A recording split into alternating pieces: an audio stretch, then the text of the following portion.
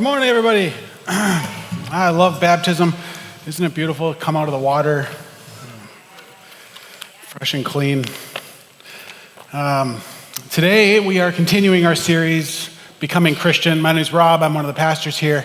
And we've been going through this series looking at how do we view things differently when we come to know Jesus as our Savior. And when we put our faith in Jesus, He gives us the Holy Spirit, and then we become.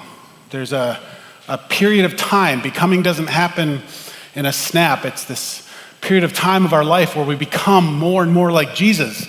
And back in the book of Acts, when the first church started, people were coming from all these different cultures and different languages and different traditions, and then they were coming and they had to bring every thought, every tradition, everything that was important to them and bring it to Jesus and say, is this important to you too? And what do I keep and what do I get rid of? And today we're addressing our thoughts on marriage and marital status. As we become Christian, what changes in how we view marriage, marital status, singleness, divorce, widows, remarriage, the whole package. Because over the week I was kind of being convicted or kind of like challenged to view how culture has silently shaped how we view marriage and sex in the church. I think more than it should have. Growing up in the church, I sort of viewed marriage as this next level of meaning. Like if you want to have the full experience, the full human experience, you need to be married.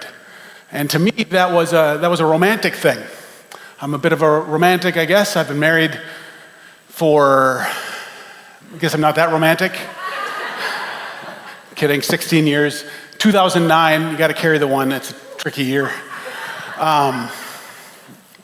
So to me, marriage was something you entered into with a friend, and the two of you would grow close and make memories together forever. And then when you're both around 100 years old, and you're still going to bed snuggling every night, you silently pass away in your sleep. And in 2018, a pop culture thing kind of came across the internet, which was this excavation dig, and they found these two skeletons in the Ukraine, like this. Are they the cutest couple? And this was my view of marriage. And like with an Instagram picture, you project on them everything you think it should be, and you're like, they had it. Why is it so hard for me? You see the couple on vacation, and you're like, that's what life would be with a spouse that you could travel with without fighting about how much time you spend on your phone. We have all these things that we experience in our own life, and then we put it on others, and we think that this couple, 3,000 years ago or whatever, that they fell in love, and they had it all together, and somehow they could fall asleep snuggling without their hands going to sleep. And then they breathe their last. And this, to me, was marriage. This was the epitome. This was the goal. And now, a few months ago, I went to my sister's wedding. 2 weeks ago, I talked about my dad. It was her birthday. Today is my sister's birthday to the day, and I don't know when that'll happen on a Sunday again. So we'll talk about her. It fits in. 3 months ago, Anne was married. I was her man of honor, which was a high honor as a brother. Because our dad passed, so I got to be there and walk her down the aisle. It was a special time.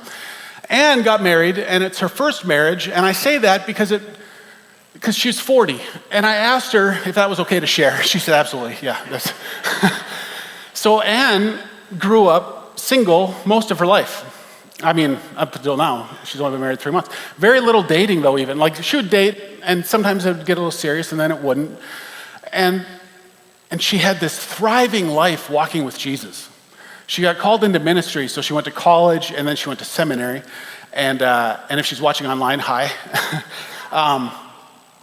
She inspired me of what it can look like to daily walk with Jesus. She talked about him like he was right at her table. And she touched thousands of people's lives, kids' lives at these huge. She worked at several churches. She was in ministry on pastoral staff at different churches, and couples, marriage, parenting tips, and all that kind of stuff she would get involved with, and leading youth stuff and speaking at camps. Just super fulfilled, obedient life. And yet, at church functions, or at other people's weddings, or at family events, she would be asked and have to seemingly justify, yeah, but when are you going to get married? And it was hard. It's just really sad that life got boiled down to, boy, your life's going good, Anne, but you're single. And it was just, and so now she's married. And so I called her this week and we talked through a lot of this stuff. And then I asked her how it's been going. She's been married 3 months. And she said, it's really good. I'm married to my best friend. We're getting along. It's not better than being single. She said, it's not worse. It's different. But she really enjoyed her single life, being nimble for the kingdom, being able to obey quickly, being able to do things that she wouldn't have been able to do had she had a human relationship that she had to prioritize above the rest. And now she's married, and that's great, and it's hard. There's just different good things and different hard things. And so at Epiphany, we have people in all these different walks, married people, old people, young people married, old people, young people not married, divorced, widowed, remarried, various statuses, and we're all in this church in relationship to Jesus. And so we come to Jesus and we say, how should we feel about this? What do we do with friends who are different status than us? Do we encourage this? Do we not? How do we uphold marriage covenant and stuff within the church, and yet recognize that not everybody has to get married, and it's not the ultimate fulfillment of meaning and purpose in life? And so that's what we're going to do. We're going to look at Matthew chapter 19. I started by obviously opening the Bible and looking for the place that talks about how to have a happy and thriving marriage. We're going to start talking about marriage, and then we're going to back up at the back half and talk about singleness and the rest of the stuff. So I was opening the Bible looking for that one chunk that lays out, here is how you get along with a spouse. Here's how you communicate through disagreement. Here's how you learn each other's love languages and fill each other's tanks, and so much stuff that we really want and think we need isn't in here. It isn't directly and clearly laid out for us. Rather, we get these guiding principles of how life would look. And I think the reason is because God knew that marriage was going to change a lot and look differently in different cultures and different time periods. And so the Bible was written at a time when marriage looked very different than it does now to us. Like nowadays, ideally you meet somebody, you become friends, you get married, something along those lines. But in those days it was very different. The whole society was male-driven, run by the men. And then a man in his 30s would approach another man who had a daughter and would discuss if this would be a good family alignment for me to marry your daughter. And the daughter would be in her mid-teens. And nowadays, that's illegal and creepy. Don't do it. But in that culture, that's how the marriage arrangement was worked. It was on a scarcity mindset. It was for survival, and it was for family bloodline protection. And it was very important to the Jews that their land and stuff would stay in their clan. And so they would arrange the marriages these ways, whereas our marriage looks very different. And so the Bible is able to clearly speak to both cultures. It's kind of incredible that it can still be so applicable 2,000 years later. So that was marriage at the time of Jesus. And we're going to look at Matthew chapter 19, where Jesus talks with the Pharisees about marriage. And it's kind of hard because Jesus says some things about divorce, and there's some hard stuff to unpack. But the reason I picked it is because he talks about marriage, divorce, remarriage, sex, and singleness all in 10 verses. It is a powerful, short chunk, and we're going to kind of look at what he has to say about all that. So we're going to start in verse 3. Some Pharisees came and tried to trap him, Jesus. Tried to trap Jesus with this question: should a man be allowed to divorce his wife for just any reason? Should a man be allowed to divorce his wife for just any reason? So why were the Pharisees asking this question? It says it in the verse. They were there to what? Trap him. Thank you. This is a trap. This is not an honest, let's exchange ideas and let the good ideas filter to the top. They are here for a trap. And they call back on the Old Testament law. And if you were with us last year as we walked through the Messiah series, we did a lot of stuff about the Pharisees and the Old Testament law. There were 613 laws in the Torah. And guess how many were about divorce?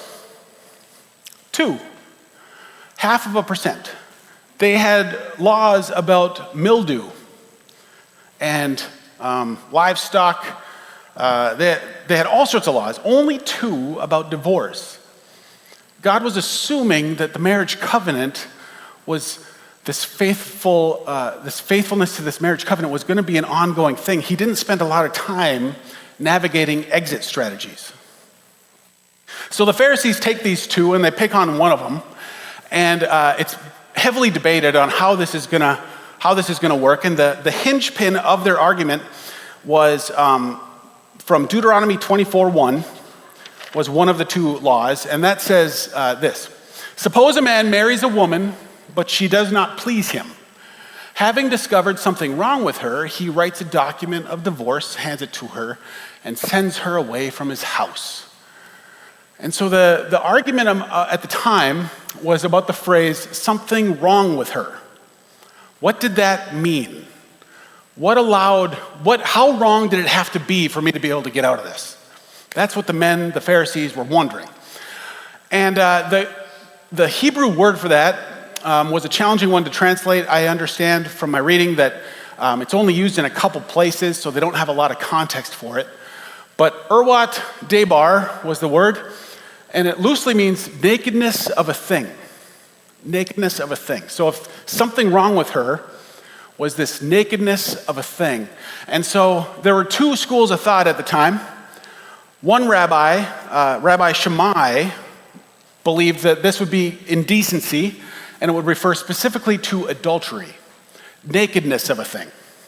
He said this is when there is a sexual sin of sorts, and that is when you are allowed to get a divorce, if your wife cheats on you, essentially.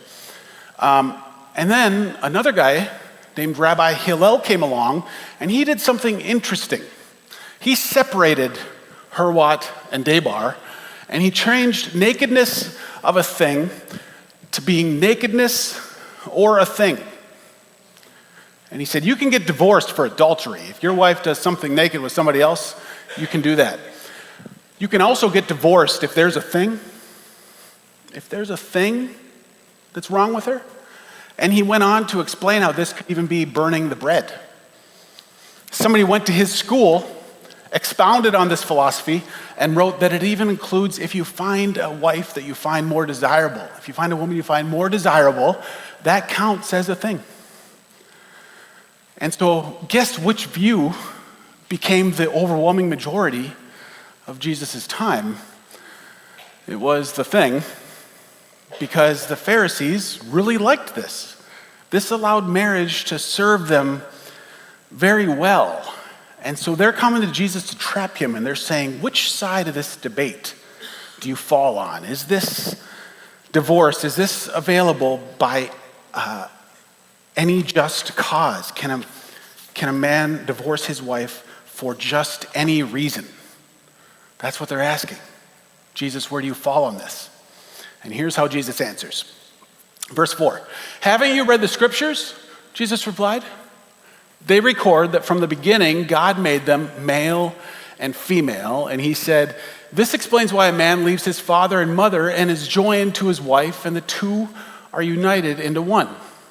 So he says, have you read the scriptures? And so they're obviously experts on the law, but have you read the scriptures, specifically pages 1 and 2 of the Bible? Have you read Genesis 1 and 2? The first 2 pages. Verse 4, he quotes from Genesis 1:27. He said, which says, so God created human beings in his own image. In the image of God, he created them. Male and female, he created them. So Jesus says, before we talk about divorce, the Pharisees trying to define marriage by the law that said, here's how you can get out of it. And they were saying, this is how important marriage is because of the law. And Jesus says, we're not going to define it by the law. We're going to define it by the Creator. We're going to define it by the one who created marriage. And apparently, it's very important that we first understand our identity. That our identity, men and women, is that we are made in the image of our Creator God. And so God made humanity in his image. Humanity, the Hebrew word was Adam, mankind. And so this humanity, which is made in his image, had two distinct categories, men and women. And somehow these two categories that form humanity image our Creator. And that is the first thing we need to understand. That marriage has to do with who we are imaging. And then Jesus, in verse 5, quotes from Genesis chapter 2, verse 24. This explains why a man leaves his father and mother and is joined to his wife, and the two are united into one. So Jesus then says, this identity that you have as imaging God the Father is somehow related to a marriage ceremony where you leave your place of origin, you forsake your single life, and you let all that go, and you choose one person, and a man and a woman come together, and then they are somehow joined together. The word is like hold fast to. You are going to experience a covenant, faithful love. You're going to hold on to that person when it's hard, when you disagree with them. You're not going to strangle them. I shouldn't do that. You're going to cling to this person in your marriage, and this is going to be beautiful. And then he says the two are united into one. And so the uniting happens not by each person hanging on to each other. That's different. First, you join together, you hang on to each other. God comes in the ceremony and unites you. And there's some sort of a supernatural, spiritual element that happens where you are united and you are no longer seen as one person anymore. Two people come in and one leave. And how interesting that this images our Creator. So our Creator, God, created humankind and made life. And then he made us in his image so that we would reflect him. And one way that we do this is by getting married, and a man and a woman come together and are united into one. And then they have sex, which is this symbol and fun image, I guess you could call it, of how you are united into one flesh. And out of that, life comes. Children are born. And who do the children look like? You and your spouse. You are creating image bearers because God created you to be his image bearer, and like him, we get to create image bearers only when we're in this union of marriage, when we do this weird marriage dance. And then we experience what it's like to have our identity in God. And so Jesus paints this beautiful picture of marriage, of how we become one. And then he says this, next verse. Since they are no longer two but one, let no one split apart what God has joined together. So God's the one that joins them. There isn't two different people there anymore. So why are we even talking about this? This isn't a thing. And the disciples say, wow, that's beautiful. That's beautiful. And then they change their mind. I'm kidding. It's the Pharisees. They don't do that. They're here for one reason, and that is to trap him. Let me jump back. So I forgot to mention this verse in Ephesians. And so something happens when our marriage creates children, and we have this covenant love. And we are told that this covenant love points forward to something in the future. And so in Ephesians, we read, as the scriptures say, a man leaves his father and mother and is joined to his wife, and the two are united into one. So Paul quotes this same verse that Jesus was quoting, but here's how he says it. This is a great mystery, but it's an illustration of the way Christ and the church are one. And so this imaging of God, of this uniting happening, is how God is uniting Christ and the church. It's a covenant love. And so our marriage covenant is supposed to reflect God loving his people, those who put faith in him. And so covenant is different than how we treat marriage when we treat it like it's a contract. And so covenant says, God says, I am here to love you, not for my own good, but for your good. And when we come to a marriage ceremony, that's kind of what the vows are about. If you get poor, I'll still love you. If you get ugly, I'll still love you. All the things. We're still going to be together. It's not going to be based on what you do. I am covenanting to be faithful to you throughout this. And that is what marriage does. Contracts are here for self-interest. They are here, as long as you do your part, I'm going to be all in. And sometimes, especially after years of marriage, we can start to treat it more like a contract, and we start getting upset if our partner is not pulling their weight in the relationship. And so then we start to view self-protection, and we start being like the Pharisees and looking, what are the reasons I can get out of this? How can I get out of this? And we forget that we were actually created and that marriage was created so that we could experience God's love for us. And part of that is being faithful to each other. And so then Jesus says, what God has joined together, let no one separate. And then the Pharisees come back with this. In verse 7, they say, why did Moses say in the law that a man could give his wife a written notice of divorce and send her away? They asked. They said, Moses said we can do it. So you can talk about marriage being all pretty and whatever, but Moses said we can, we're going to be doing it. So why did Moses say that? And Jesus says something really interesting about the law. He says something, and this is kind of new to me this week. Jesus replied in verse 8, Moses permitted divorce only as a concession to your hard hearts, but it was not what God had originally intended. And the Pharisees, who believed that the law was everything that God intended, the law was perfect. And so they come to this system of rules, and this is how they view God. And that's because they apparently had stopped reading the first chunk of the Torah where God explained who he is and why he made us and how much he loves us and invites us into this relationship with him and into this unique marriage relationship with each other. But rather, they wanted to define everything by the law. And Jesus said, God actually put that law in place because of where you guys were at, because of your sinful, hard, stubborn hearts. And how interesting that God will come into our life and then he starts working gently in ways that we can understand. Because God is so holy and above us that if he just showed up, we would burn up. There's too much sin and hardness in our life. And so instead he works with where we're at and he calls us out of this and he steps us closer and closer as we become more and more like Jesus. And that's what he was doing in the Old Testament when he gave this law on divorce, because apparently it would seem divorce was already happening. And it would have been terrible for the woman. Can you imagine if a man just decides he doesn't like you anymore and you had this arrangement and now you're on your own and the whole community hears bad things about you and now you might starve, you might be forced into prostitution. All these things could happen. And so God comes in with a law and he says, no, there's one reason for divorce, and that is indecency, and you have to even go so far as to make a certificate about it. You can't just do it out of anger. There's going to be some process to this, and God puts this law in place to limit the damage, to regulate the brokenness in the community of the people.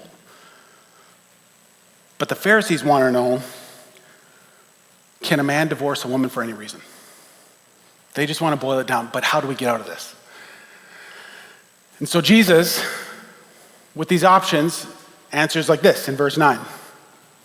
I tell you this, whoever divorces his wife and marries someone else commits adultery unless his wife has been unfaithful. And I just want to pause here because this is a very big bomb. And so I want to say two things about it. First, I guess three things. Okay, so first, Jesus was answering a specific question, and the specific question he was answering was not, Jesus, tell us about your philosophy on marriage and divorce, what's important, what's not important, and when does it end? It wasn't like a broad question, it was a narrow question. Can we divorce for just any reason?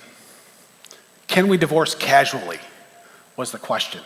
And Jesus puts it of the utmost significance. So we don't want to expound everything on one verse, rather we look through the scriptures as a whole of everything God tells us. And then we see in Exodus and in 1 Corinthians that there are these examples of abandonment and other covenant breakers out of abuse and harm, and there's some others in there. So if you're questioning that kind of stuff about your relationship, then it's important that you talk to a pastor that you trust and walk through that together. Maybe you're here and you're wondering if my divorce disqualified me. Am I less than because I did divorce frivolously?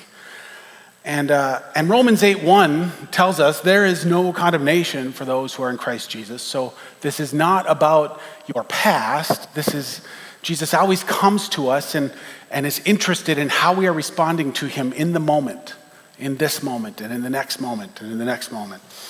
So that's the other thing. And, now I forget the third one, but it'll come back.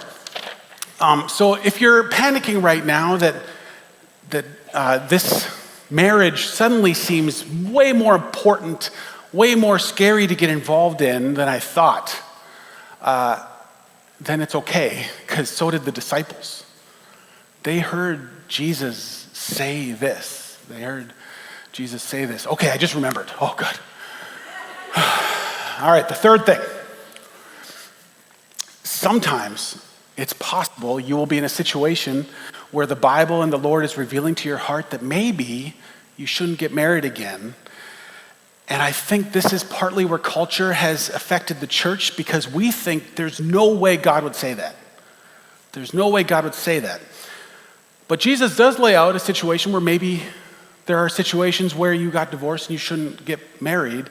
And I think the reason we fight so hard against that is because we buy into the lie that God is saying our life won't be as meaningful because we can't get married.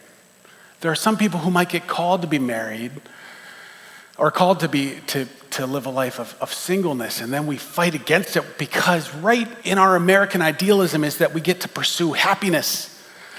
And if we tie marriage to a fulfilling and meaningful and important life, then we are kind of boxing God in that this is what I need to be happy.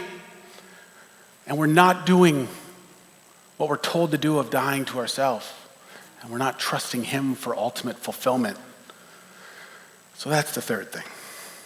So Jesus addresses this, and here's how the disciples respond. The disciples hear this, and they're thinking, and then they say, if this is the case, it's better not to marry, which is kind of funny. Hold on, what? And it's funny, but it's also interesting because what world did the disciples grow up in? The disciples grew up in this world of the Pharisees. The disciples grew up hearing and believing that marriage was about their need fulfillment, and that if it didn't work out, that they could casually divorce and move on. The disciples believed the wrong thing, and when Jesus told them the right thing, they're like, well, I'm not doing it then. And it's really interesting that that's their response. And then Jesus talks to them, and he doesn't totally correct them.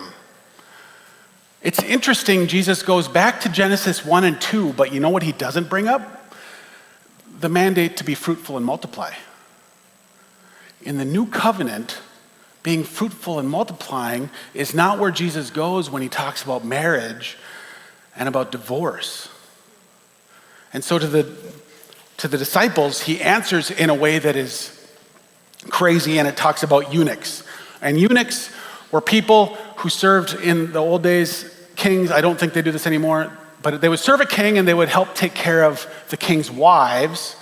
And the king would want a man to do that for strength, endurance, and broness. I don't know why. They would get a man to do this, and then they didn't trust the man, though, to not sleep with his wives, and so he would be castrated in service to the king. And they were called a eunuch.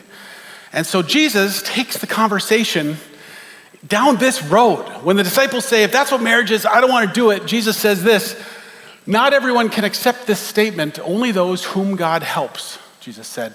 Some are born as eunuchs, some have been made eunuchs by others, and some choose not to marry for the sake of the kingdom of heaven. Let anyone accept this who they can. So Jesus says, let's stop talking about singleness, let's even talk about sex. Some people are born unable to have sex. They're not any less fulfilled or meaningful in the kingdom of heaven. Some people are made by others, to be in a situation where they're not able to have sex. Jesus doesn't see a problem with that.